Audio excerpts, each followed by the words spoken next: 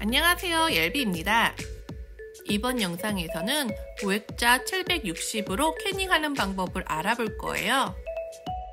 캐닝을 하면 살균 처리도 되고 에어실도 되어서 음식을 오래 보관할 수 있습니다. 캐닝은 우리가 통조림을 캔이라고 하는데 이 통조림 만드는 법을 캐닝이라고 해요. 우리는 캔이 없으니까 집에서 병으로 이 과정을 할 건데 원리는 똑같습니다.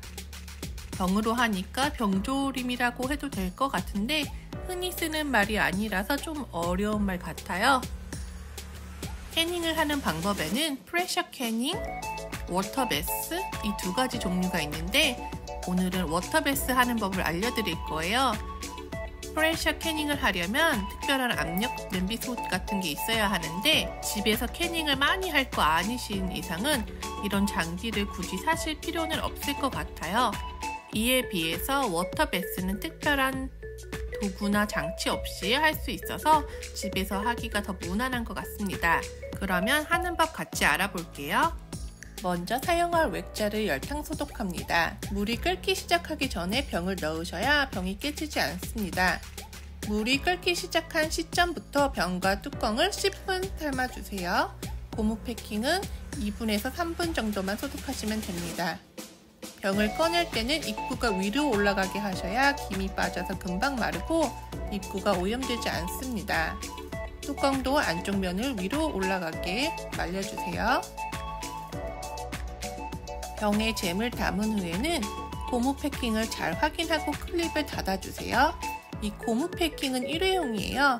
그래서 2번 이상 쓰면 다음번에 밀폐가 제대로 되지 않아서 캐닝이 실패할 수 있습니다. 클립은 2개만 쓰시면 됩니다. 클립은 2개만 하라고 되어 있는데 저는 혹시 몰라서 3개 해봤습니다. 준비가 된 잼병을 냄비에 넣고 물을 넣고 끓입니다. 병 위로 물이 1에서 2인치 정도, 2.5에서 5cm 정도가 더 올라가 있어야 돼요. 혹시 물이 모자라면 조금 더 넣어서 수위를 맞춰주세요. 원래는 이 잼병 바닥이 냄비에 바로 닿지 않게 렉을 쓰는데요. 있으면 좋고 없으면 안 하셔도 괜찮아요. 저는 렉 없이 그냥 했습니다. 과일잼 같은 경우에는 캐닝 과정을 10분 하시면 돼요. 물이 끓고 난 후부터 10분을 재시면 됩니다. 이 캐닝을 하는 동안에 고무 패킹이 안에서 공기는 나오게 해주는데 밖에서는 안으로 못 들어가는 역할을 해요. 그래서 이 삶아지는 동안 안에서 공기가 나오면서 안에 있는 압력이 더 낮아지고 밖에서는 압력이 더 높게 유지가 되니까 에어실이 되는 거예요. 그리고 또 삶아지는 과정에서 한 번 더 살균이 되고요. 그래서 이 캐닝 과정을 거치면 음식을 더 오래 보관하실 수 있고요. 캐닝된 음식은 최대 1년까지 보관이 가능하다고 하는데요. 이거는 캐닝이 제대로 된 상태일 때 이야기고요. 이 실이 열리지 않았을 때 해당되는 이야기입니다. 혹시라도 뚜껑을 한 번이라도 여셨다면 최대한 빨리 드셔야 합니다. 과일잼 같은 경우에는 캐닝 과정이 10분이어서 우리가 앞에서 열탕 소독을 했었는데요. 이 캐닝하는 음식에 따라서 10분 이상 캐닝을 해야 하는 음식은 앞서 했던 열탕 소독을 안 하셔도 괜찮다고 합니다. 10분이 다 되었으면 병이 뜨거우니까 조심해서 꺼내주세요. 병이 식을 때까지 기다리다가 저녁이 되었습니다. 이제 밀봉이 잘 됐는지 확인하는 법을 알려드릴 거예요.